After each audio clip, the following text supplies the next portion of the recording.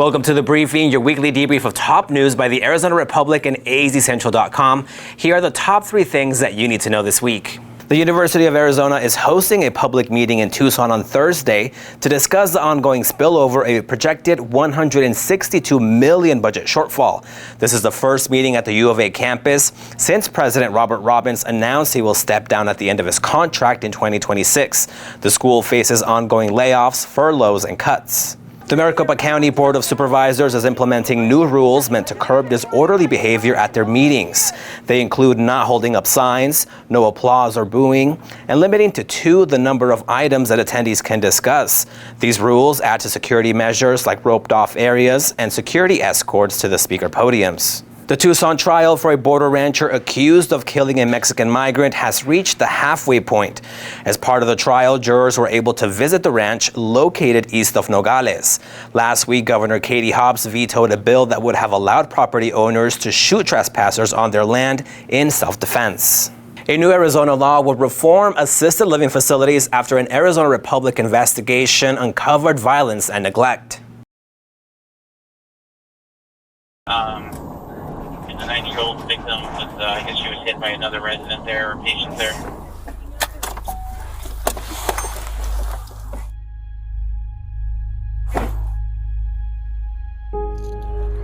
Did you call police?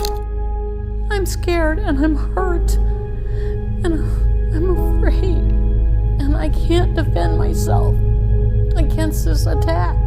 Good evening, Bethesda Gardens. This is Dragana speaking. How can I help you? It shouldn't have happened to her. So what happened? We don't know. We don't know. They can't even tell us their names. Like, this is, terrible. Shouldn't that be, like, an automatic? She just hit her with her hand? With the hanger. She was hitting the other one, so she got blood all over her. She had no way to protect herself.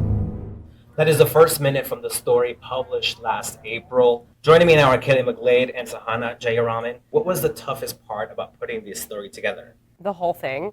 So 2 things, really. The first was actually just counting the number of people and facilities across the state that were injured by a fellow resident. The state does not require facilities to report resident injuries to them. Facilities are required to report to either the police or Adult Protective Services. Adult Protective Services keeps most of what they do secret from the public, so we knew we had to get police reports. So that involved collecting records from 40 different jurisdictions. I had hundreds of addresses that I was working with at that time, and we ultimately decided to actually ask for calls for service and police reports from every single one of those addresses for all the assisted living centers in the state.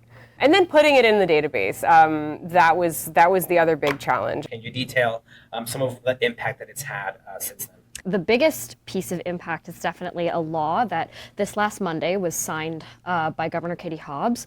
The law changes some of what assisted living facilities can do as it relates to memory care and gives the Arizona Department of Health more power to regulate these facilities. The Attorney General has also filed a lawsuit that seeks an immediate takeover of one of the most problematic facilities that our investigation covered, Heritage Village. And so, Caitlin, what do the people that were featured in this story think about, these changes that this investigation has accomplished?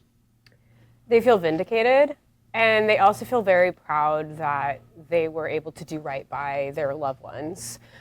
Kathy McDavid, whose mother was killed by a fellow resident, when she approached me back in 2021, her main thing was that she wanted change. She was able to, 3 years later, stand next to the governor during that bill signing, and she said she felt like her mom was standing there right there with her, and really feel like she's making a difference so that people won't have to go through something similar that her mom.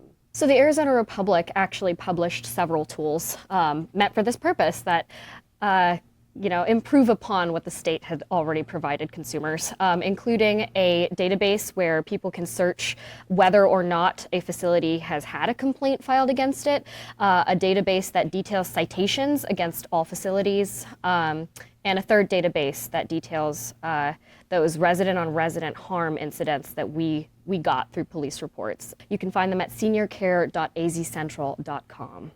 Thank you both for joining us. Thank you for having us. To read the full investigation and to learn more about the new law, please visit azcentral.com or follow us on social media. The Arizona Republic. Here for it. Are you?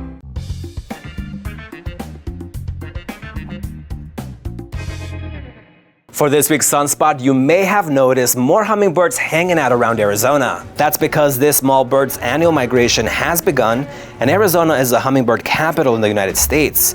There are a dozen species that call the state home, though some of them stay here year-round. The hummingbirds will normally fly south to Mexico for the winter, but starting in April, they fly back to Arizona for the breeding season. Wildflower blooms in the desert provide ample sources of food, so keep an eye out for them next time you're outdoors. Thank you for joining us on The Briefing, your weekly debrief of top news by the Arizona Republic and AZ Central. See you next week.